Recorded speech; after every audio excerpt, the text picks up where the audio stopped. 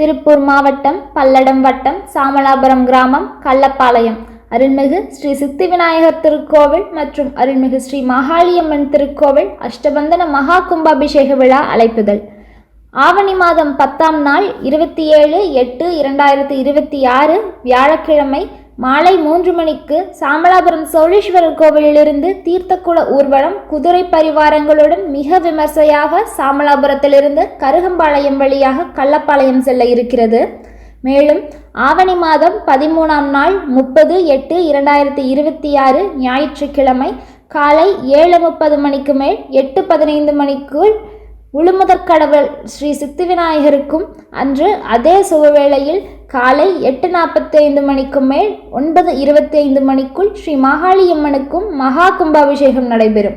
இப்படிக்கு திருப்பணிக்குழுவினர், ஊர் பொதுமக்கள், கள்ளப்பாளையம் அனைவரும் வருக, நல்லது பெறுக.